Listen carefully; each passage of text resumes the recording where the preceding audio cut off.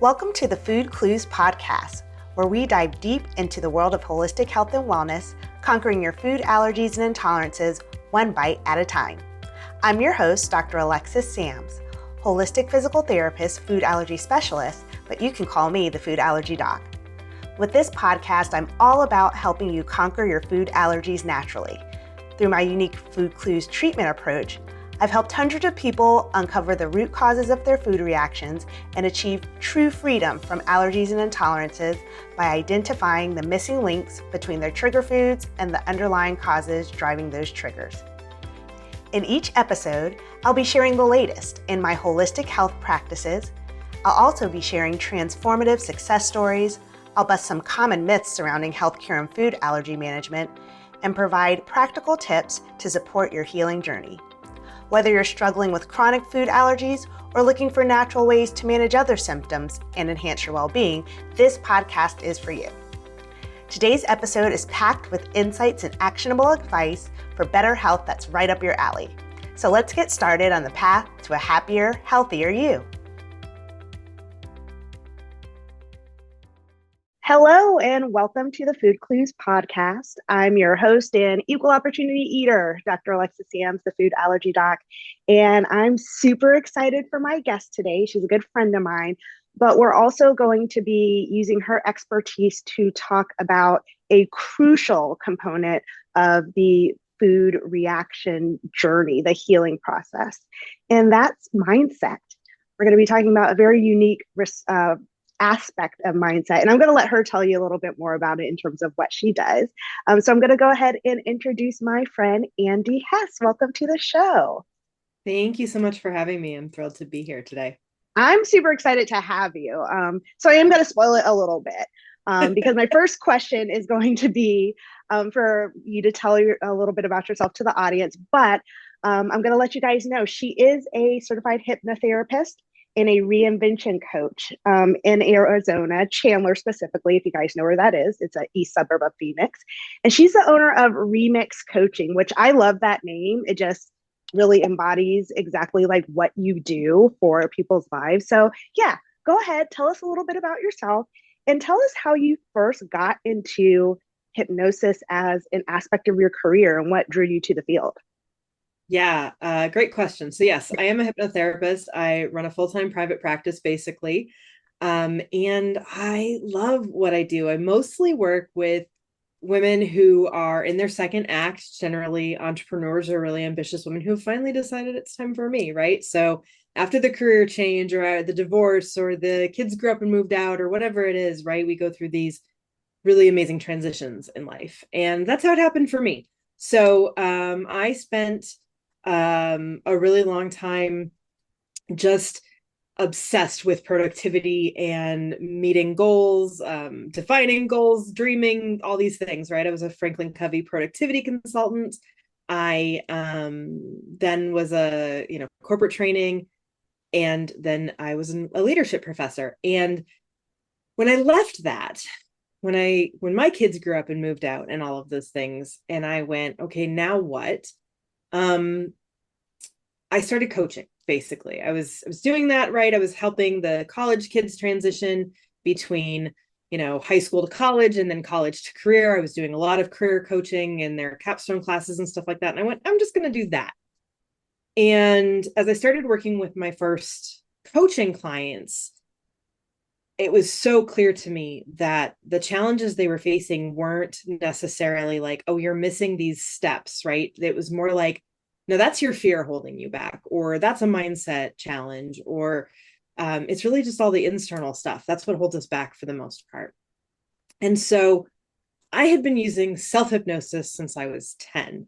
I found a cassette tape in a garage sale. Lazy ass 10-year-old me was like, you are telling me I can change my brain in my sleep. That sounds amazing. I am all here for the shortcuts and the quick fixes and all the stuff, right? Aren't we all? Right. Best way ever. Like, if you're telling me I don't have to do the stuff and my brain just will do it for me, I'm in.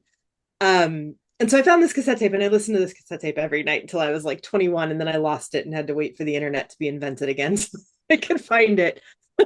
But I started telling, these clients, I was like, I think this is a mindset issue. And the way I deal with this is with self-hypnosis. We could do like a guided visualization around this if you're interested and see if that helps.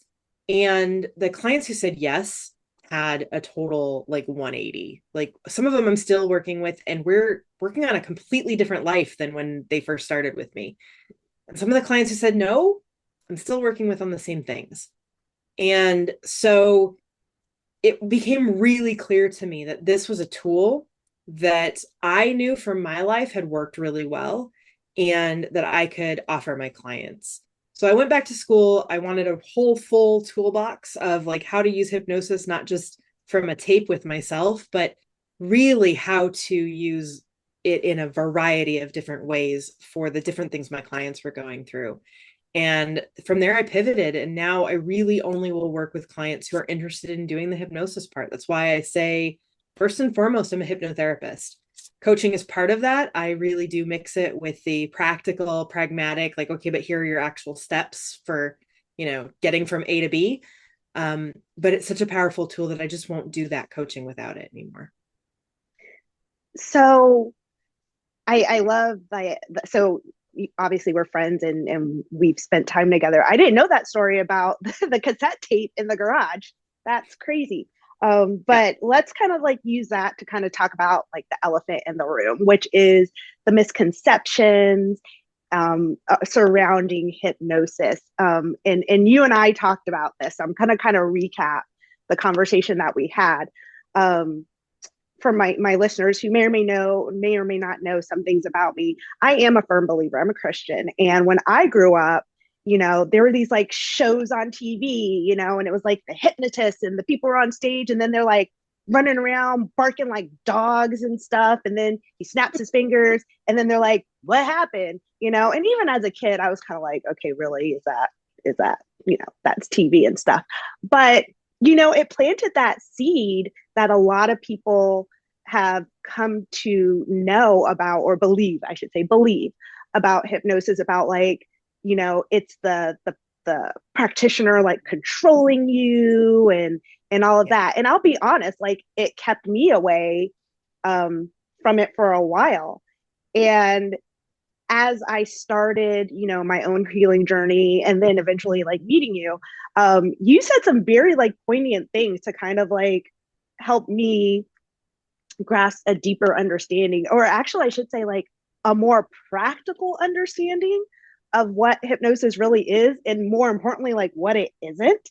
So, can you go ahead and kind of share, like, how do you talk to people who not necessarily that we're out to convince the world, but Yeah. for people who have, reservations or who might be curious, maybe that's the best word.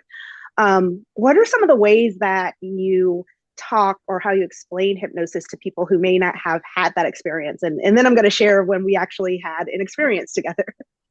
Yeah, there's a couple different facets to this, right? So I'm going to get back to the stage shows in a second. But I like to start with telling people that hypnosis is this normal, natural state that everyone experiences at least twice a day. It's that state you experience when you're falling asleep and when you're waking up. So if you've ever had a dream where you were there, right? You remember being part of it, but those details are kind of fading away as you wake up. That's the state of hypnosis. And so that's what some of the hypnotic amnesia kind of feels like, things like that. But it's a natural state that you already go through. Most of us go through it far more than just that. So if you've ever driven home and not known how you got there, that's hypnosis. We call that highway hypnosis or environmental hypnosis, but it's this beautiful state where your conscious mind is distracted, but your subconscious mind is still paying attention to everything around you. And that's why you don't die, because if something out of the ordinary happens, it's going to bring you back immediately, right? Your subconscious mind's only job is to protect you. That's literally all it exists for. And so everything that you're doing is just an attempt to protect you.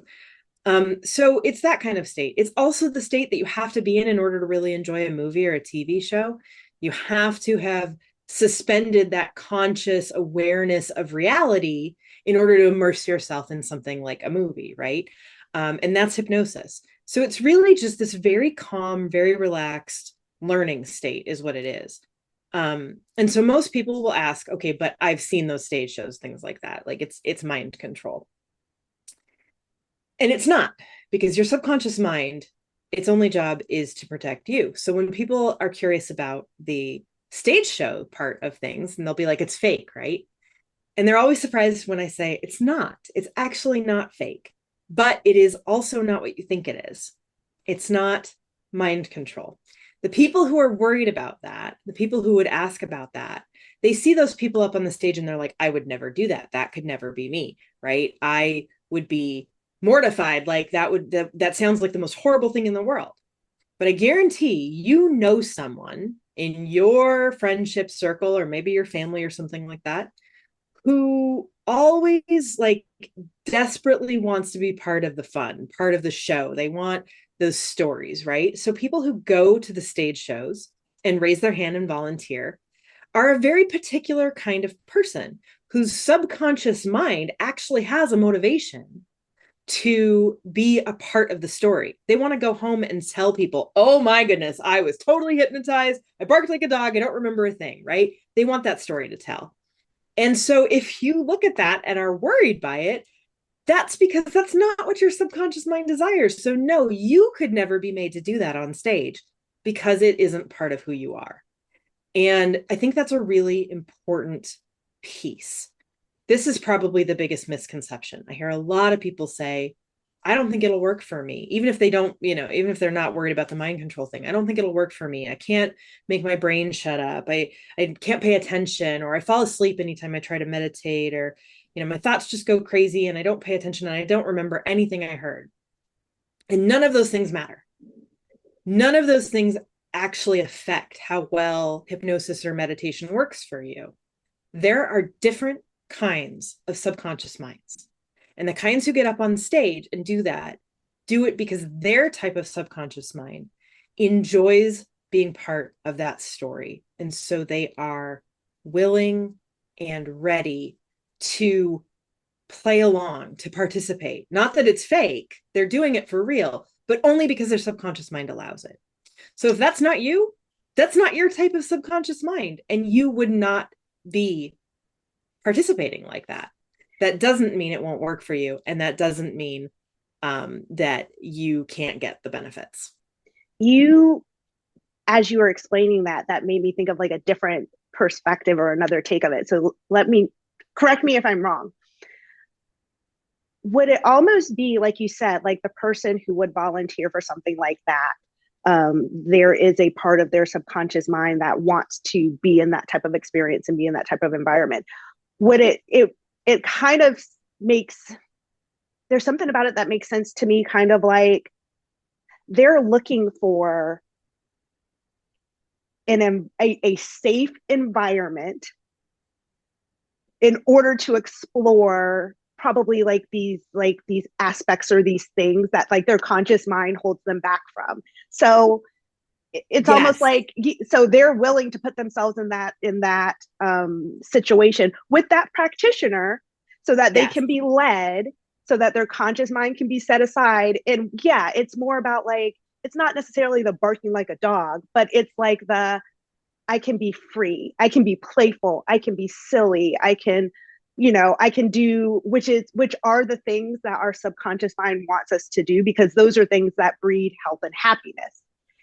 And they're choosing So I love this addition, actually, because as you say it makes so much more sense to me. So it's not necessarily the action that is the focus. It's the fact that they are the type of person that wants to be put in a situation and feel safe enough to be disinhibited and explore like those types of things, those types of feeling good and stuff.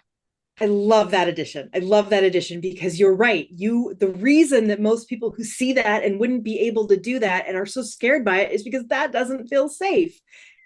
But for the people who are up there, it does.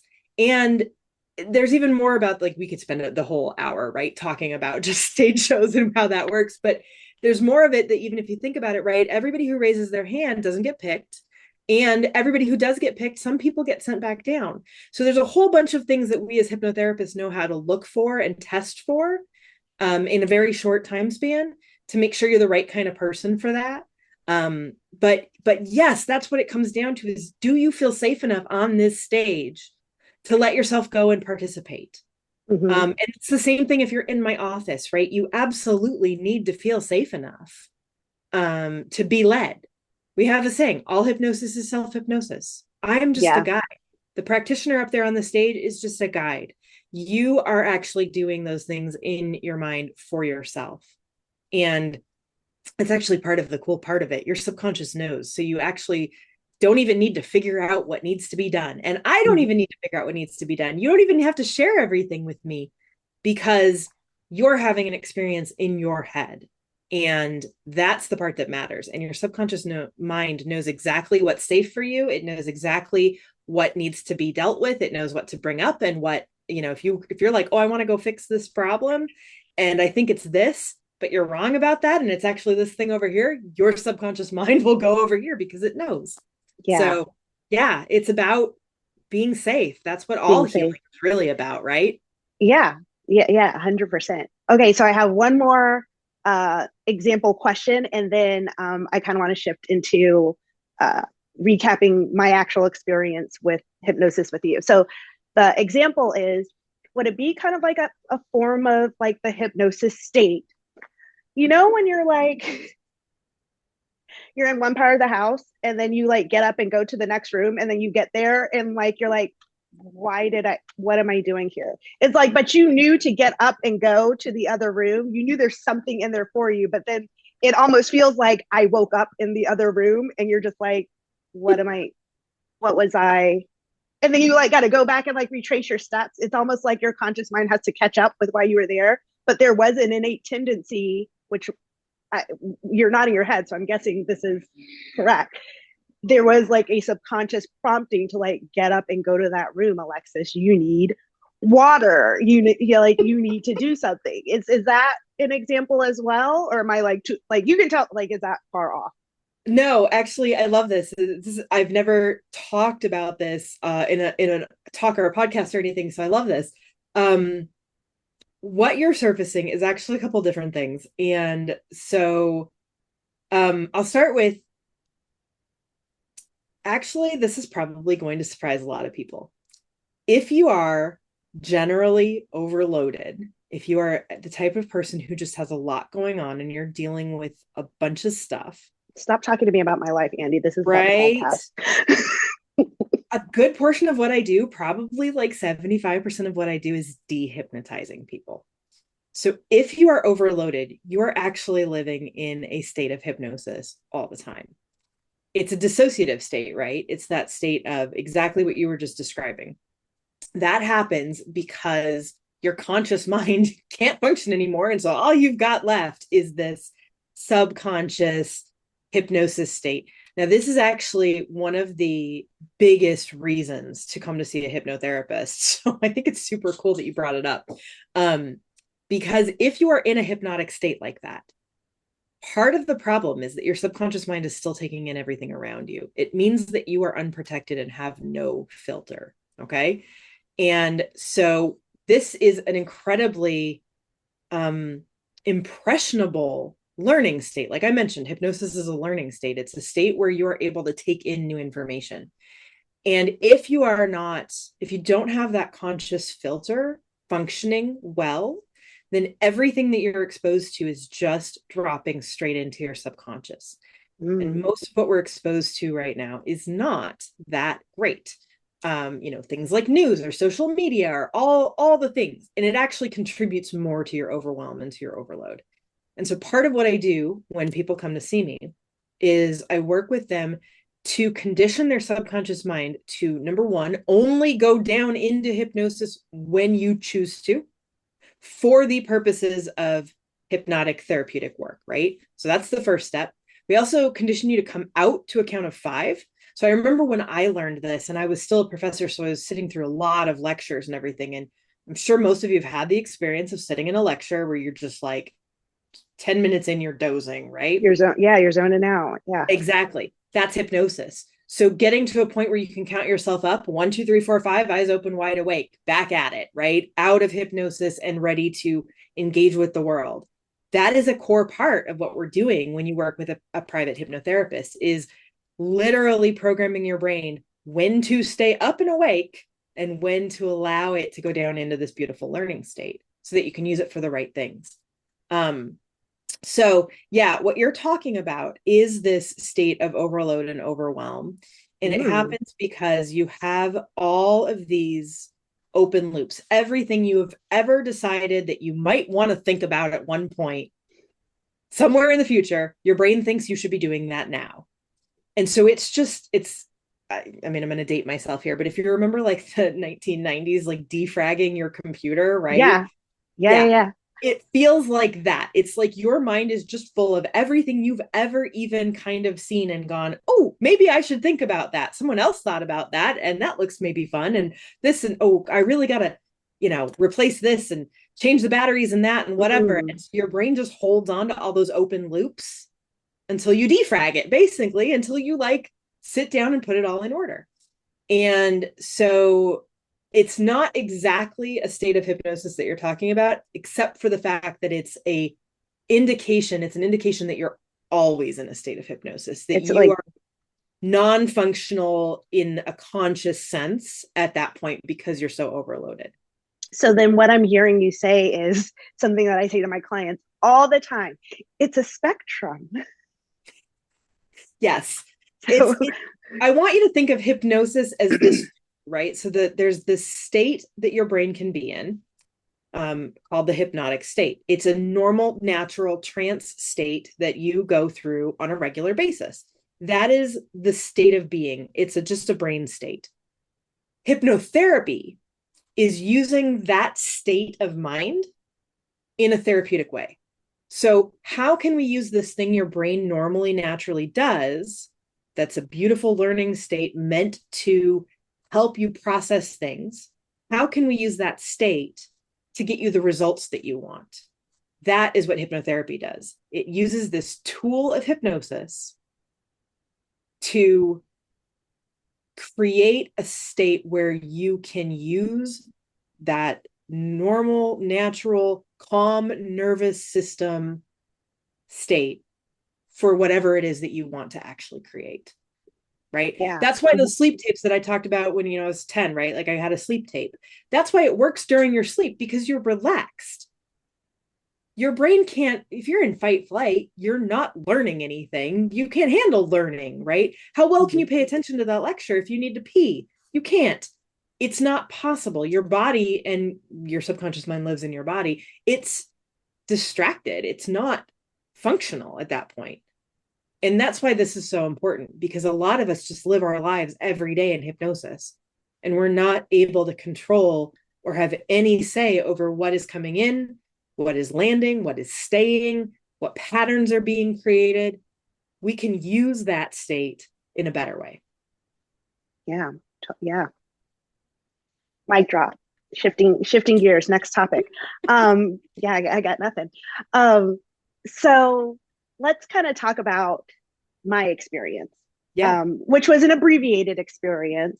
But I think it was really unique and interesting, which is why I want to share it with the listeners. So you and I actually met for coffee, and I'm more saying this for the listeners. You were there, you know what happened.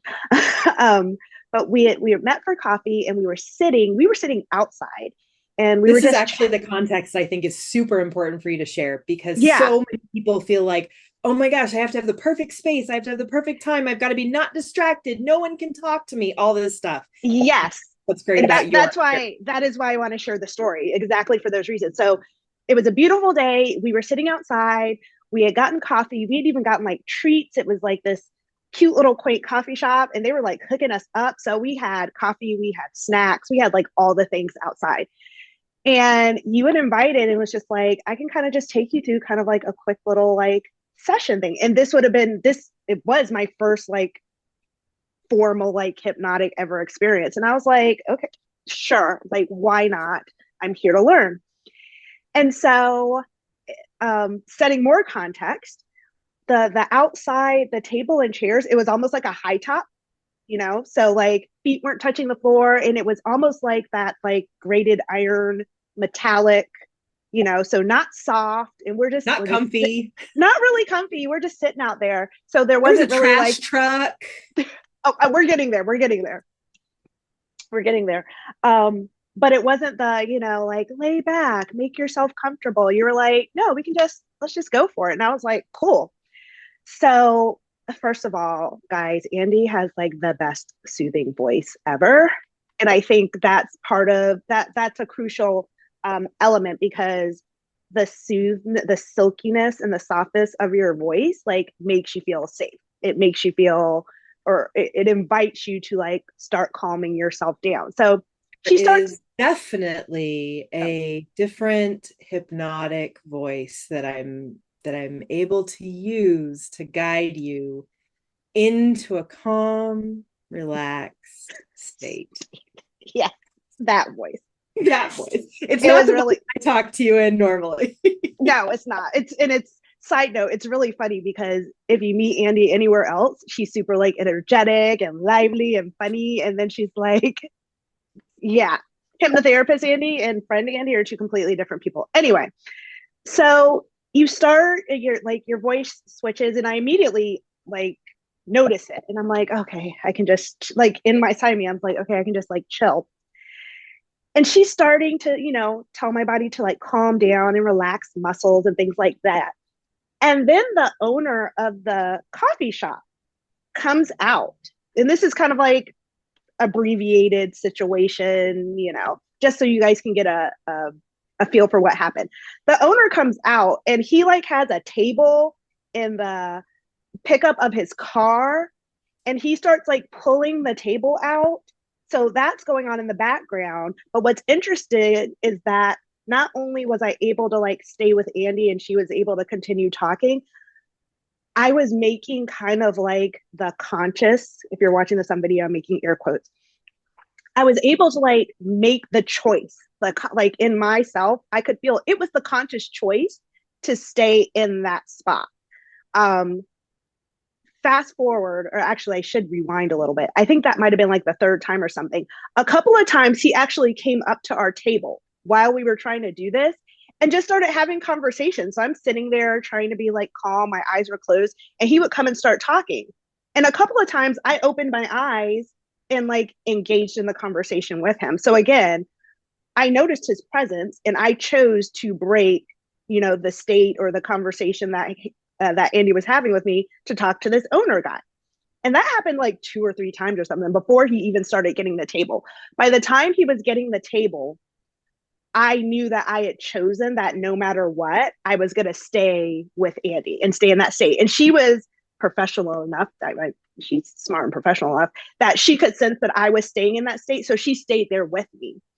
So in the background, while this guy is doing whatever with the table outside, and then the garbage truck does come by, like the big, like emptying the commercial property dumpster, like the big garbage truck. And then remember at the end of the block, the guys with the speakers and blasting loud like, music, the mariachi music, right? Yeah, it was like mariachi, and then it went to like rap, and then it was like all this because it was like an audiovisual company. My point is there were all these distractions going on, and it got to the point where I was making the choice to stay in the moment to allow my experience to happen, where the first couple of times it was interrupted and I was able to break that concentration and turn and like I said, converse with the guy, notice, this and that. But then it got to the point where I was like, no, I'm going to choose to like stay in this state.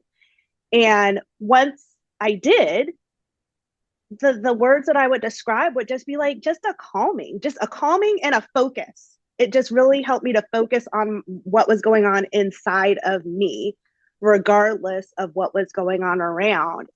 And as she was talking, guiding me through the process, it allowed me to, I'll be completely honest, the life of an entrepreneur, especially in an industry where I'm doing things that some people believe can't be done, there's stress, there's pressure. Sometimes, I do get a little like, with a certain client or something like, are we really going to pull it off? Are they really okay? And, stuff like that. So, we're human, we have our concerns and stuff. So during the exercise, I was able to kind of just visualize two sides of myself. And it was along a staircase. So there was a staircase with like me at the bottom and the first person bird's eye view. And I was looking up and I saw almost like a representative of like the fully achieved version of me, the one who isn't afraid to speak the truth, is not afraid to advocate for any client, all those things.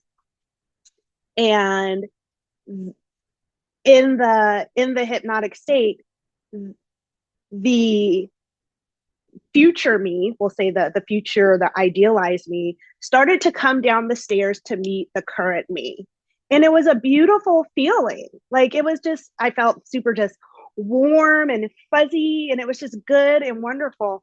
And then, and it was funny because then you started using words to kind of like bring me out of the state. And I'm like, no, I want them to like get together and have coffee and be best friends. But yeah, I could sense, the exercise gave me the opportunity to realize that there is a better version of me inside of me. There's potential for me to do better, achieve more for myself and for my clients. And it had nothing to do with my faith. It had nothing to do with like question my faith or anything like that. I went home and I prayed about it. Like I went home and I probably, as you envisioned your future self, that was a woman of faith, right? That yeah. was it, probably incredibly strong in your future version. So I love always hearing, when my clients like reflect back to me what their experiences were like. And what I love about, what happened for you and why I think this is so powerful and so much fun to do. I mean, we just did a super quick little journey when we did this. But it's a great example of what I was just talking about we're using this really calm hypnotic state, right? Your brain doesn't know the difference between something you imagine and something you do in real life. And so almost all, fear and uncertainty and the need to like maintain control and all of that, these all stem from this idea that, you don't know what the future holds. You can't see that as you can see the past, right? Or the present even. And by envisioning the future that you want, which again, your subconscious already knows, like you didn't have to try to create that vision. That vision just comes up. And this is a beautiful way to get in contact with it. What we're doing is we're telling your subconscious mind, this is what it looks like. And now you've experienced it. And so it's not scary anymore. It is absolutely doable. It is absolutely in your future. And there are studies now that show that if you visualize working out and you do it strongly enough, your muscles actually get toned. Like you literally cannot tell the difference between something you imagine and something that you experience in real life.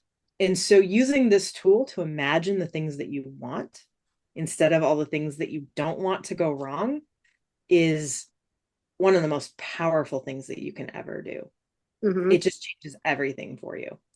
And that,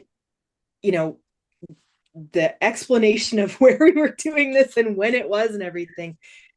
I mean, if I have one message, oh my gosh, it's that you are not broken and none of the things that you think are going to like hold you back will hold you back. It doesn't matter if there's noise. It doesn't matter if you've got kids running all over you or dogs jumping on you or any of this. Like you still can use all these tools. Mm-hmm. It's simply a matter of knowing how they work for you. It's not always going to feel like that. You talked about the stage shows. It's not going to feel like how you see people doing yoga and meditation on TV. For about half of people, they don't actually experience a physical calm, like a physical relaxation. About half of people actually experience it as a mental clarity, or even maybe like more alert and aware. Like you almost hear extra sounds, or you become very aware of like the breeze touching your skin or things like that. And so I know one of the things that you might want to you maybe wanted to talk about was affirmations. And something that happens a lot is that there's about 50% of the population that affirmations, the way we're taught to do them, work for. But there's about 50% of the people that have a subconscious mind that as soon as you say, I love my body, and it knows you're lying, it goes, screw you, no, you don't. And it like puts up this resistance. And so these are people who I hear all the time. People are like, why don't affirmations work for me? I don't know. You guys are all full of shit. Like, I can't, what's wrong with me? Am I broken? This works for everybody else. And I just really want people to know, like, no, you're not broken. There's this entire other type of subconscious mind that people don't know about, that we don't talk about, that doesn't respond to those same things. And so they need a completely different way of talking to their subconscious mind, and their experience is going to look different. And so just because you've tried meditation and you couldn't get yourself all physically relaxed and you couldn't make your brain shut up and you couldn't do this and you couldn't do that, that doesn't mean it doesn't work. It just looks different for you. And I feel like that is so, so important. We have plenty of reasons that we judge ourselves and that we think we're not doing well enough on all of these things. And please, good grief, do not make your mental health about you not doing enough, about you not being enough, about you not being able to do it wrong or right or whatever. Like, you literally cannot do this wrong. It's interesting that you're saying that, because I find myself saying similar things to clients.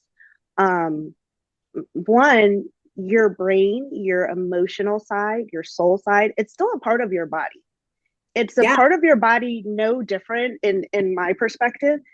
It's no different than your skin or your bones or your intestines. It's another part. It's an organ. And so it has needs. It can get sick. It needs to be healed. And along that note, yes, there are common solutions that can help. But essentially, what you're also saying is that it's no different than somebody like in my program wanting or needing mastic gum versus marshmallow root versus slippery elm to help with their intestinal lining integrity. So whether it's hypnosis versus affirmations versus mindset, it's the tool that responds best to your body.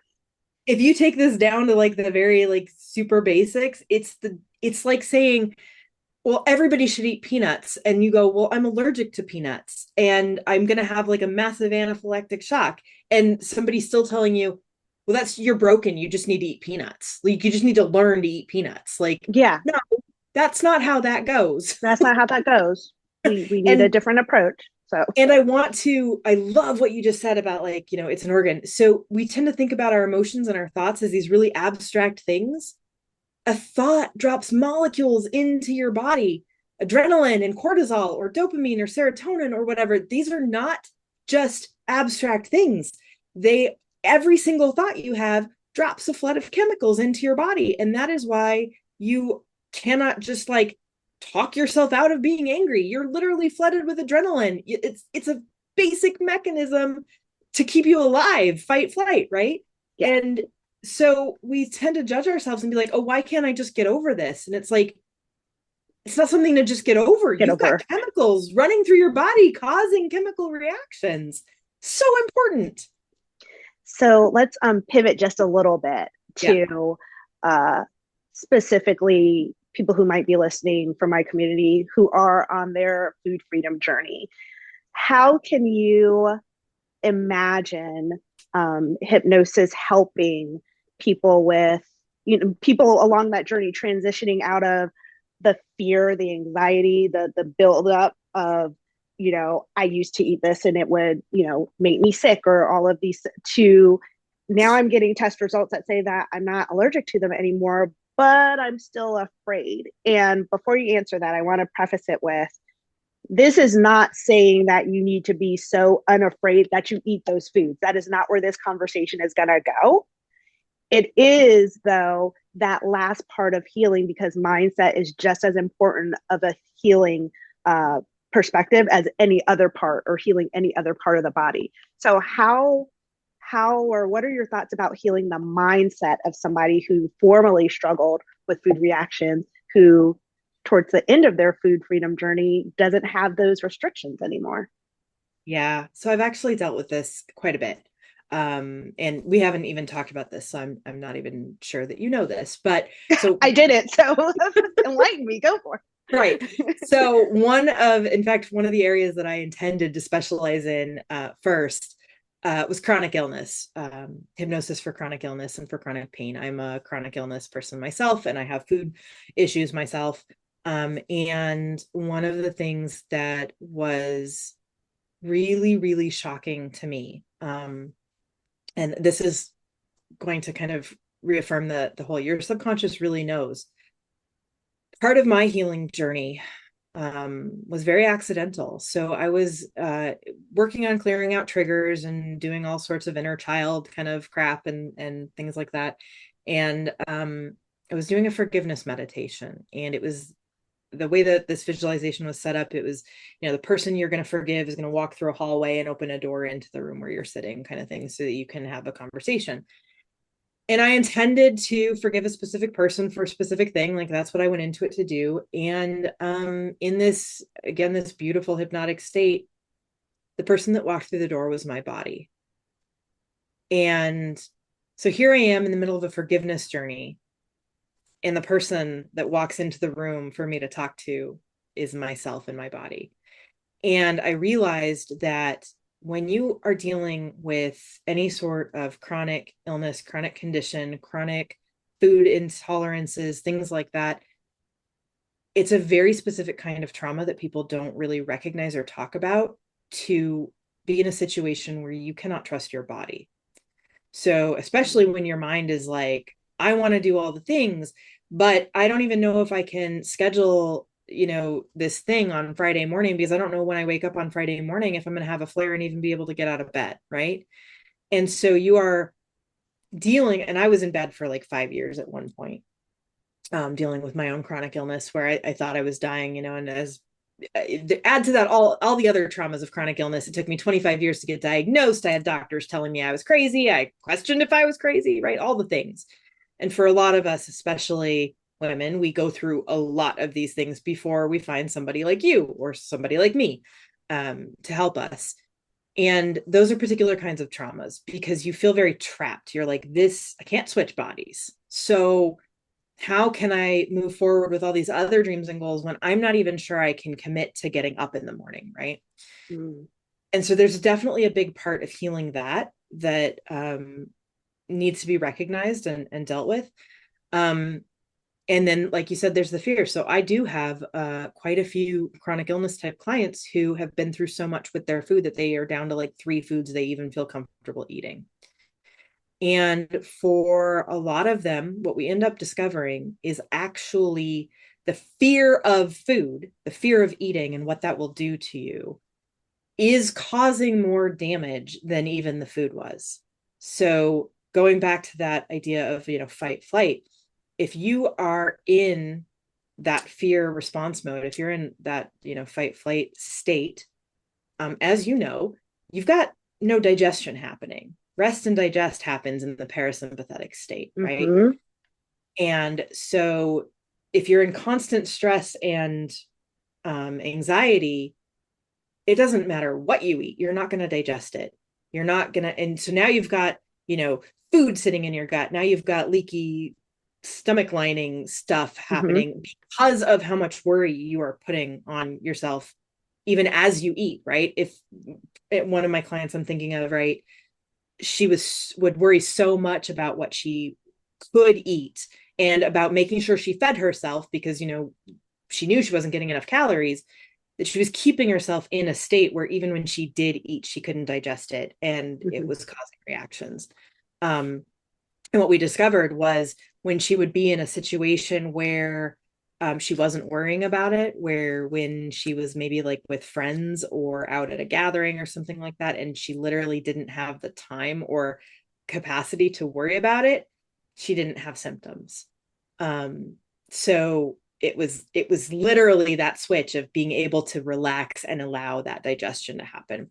So with her, and with a lot of my clients, sometimes what we work on, and even for myself in my own healing journey over the last couple of years, I like to try to take the time after I eat, like right after I eat, to sit down and do a 5-minute visualization, guided or unguided, of the food moving through my stomach and being digested, right? So the subconscious mind knows, your body knows how to be healthy. That's its normal, natural state. And sometimes with this, it's just been not in that state for so long, you kind of need to remind it. But visualizations like that, where you're reminding it, this is what you're going to do now, right? I'm going to sit, I'm going to breathe, I'm going to put myself in a parasympathetic state so that I am in digestion mode. I'm going to imagine that food is nourishing my body. I'm going to imagine it moving from my digestive tract into my intestines. I'm going to imagine my intestines, the cells in my intestines. I'm going to imagine them, grabbing the nutrients and distributing them throughout my body. I'm going to imagine that food passing through, being well digested, whatever your issue is, right? And so you're doing two things there, right? You're putting yourself into that rest and digest state so that you can digest right after you eat, when the food is sitting in your stomach, and you're reminding your brain that this is the process for food, which it probably hasn't remembered for a very long time. Yeah. And that the food is not primarily the threat anymore. Exactly. Yeah. And that, these cells know what to do, right? You know how to take food out of you know how to take nutrients out of the food, that kind of thing. And so, if you can't do it right when you eat, if you're like eating at your desk at work or whatever, and by the way, if you're doing that, then you're in the sympathetic, you're in fight flight. And so you're not giving yourself a chance to digest. And that's part of the challenge with food intolerances and things like that, is putting your body into the right state to use it, right? But if you don't have the time for that, you can even do those kind of visualizations just at night as you fall asleep. And, kind of your brain doesn't know the difference between time, like I said. So you can be like, I'm going to imagine that tomorrow as I eat my lunch, this is happening, right? The same way we did with your future self. You can envision a future meal where your body knows how to do this. So that's just one example, right? But then there's also all of the work that we can do in the hypnotic state to, to alleviate the fears, to allow yourself to imagine a new life. Even so, imagine that you find out there is something that doesn't suit you well. It doesn't, serve your body. Some people have a lot of grief around that. We have so many things tied to food, especially in our culture and society. I mean, you were literally programmed from birth that, food means comfort, food means love, food means, you go to the doctor and you get a lollipop, vaccine and you get a lollipop, like, okay, here's food for the pain, right? And so there can be some grief, right, about these ideas of like, well, I have to miss out on love, or I have to miss out on comfort, or I have to miss out on gatherings and social events, or I have to miss out on, just, I don't know, being separate, things like that. And so you use hypnosis to help with the grief of that and to help reprogram those thoughts into thoughts that serve you better. Like, look how great it is to be able to nourish my body in the way that it needs while I am in these social gatherings with my friends, or things like that. So there's a wide variety of things we can do, but your brain is such a magnificent, to your imagination in particular, is such a magnificent tool. And the same way you can use it to create anxiety, you can use it to create calm and peace. Another mic drop. I got nothing. So for anyone, as we just kind of wrap things up, for anyone who's interested in, one, learning more about hypnosis, but two, also tell the people how they can connect with you to learn more, or to learn about your services and what you provide. Go ahead and take it away. Yeah, so you can find me on Instagram at Remix Coaching. And the link in my bio there is actually the best link. It's remixcoach.com/links. And that's all of my upcoming stuff. So everywhere I'm going to be and all of the places you can find me, they're all on that links page. Or you can just send me a DM on Instagram at Remix Coaching. Awesome. Side note, for those of you who might be listening to this who are already enrolled in the Food Clues Total Freedom Program, Andi and I are working on maybe some little surprises to be able to include in the program to support you from her beautiful gifts and talents and how she can help with the mindset portion of your healing journey. So keep an eye out in your accounts, because some things might be dropping, some little presents from Andi might be dropping to you guys soon. All right, guys, we're going to wrap it up. This was awesome. I always say, like, all my guests are friends of mine, and you guys are just awesome and amazing. So thank you so much. You've been just immensely valuable in terms of shedding light on aspects of mindset, particularly with hypnosis, and how it can take us to that next level in our healing journey. Again, whether it's for food reactions or for other chronic illnesses. So thank you so much, Andi. Thank you so much for having me. I had so much fun chatting with you today. All right. And that wraps it up for this episode of the Food Clues podcast. Thanks for joining me on this episode of the Food Clues podcast. I hope you found today's talk insightful and inspiring as you navigate your journey towards better health and wellness. Ready to take the first step in conquering your food allergies? Visit www.myfoodclues.com/quiz and take the Food Clues quiz today. In less than 5 minutes, you'll get your first food clue to identify the likely causes of your food reactions. This will be your first opportunity to uncover the hidden factors impacting your health and start your journey towards food freedom. Stay connected by following the Food Allergy Doc on Instagram. Enjoy the Food Allergy Freedom Collective on Facebook, where you'll find a supportive community and valuable resources to help you on your path to wellness. And don't forget to subscribe to the Food Clues podcast so you never miss out on an episode. If you enjoyed today's episode, please leave a review and share it with someone you know. Thanks for listening, and remember, your food clues are the key to conquering your food allergies. Take the quiz, join our community, and let's achieve food freedom together.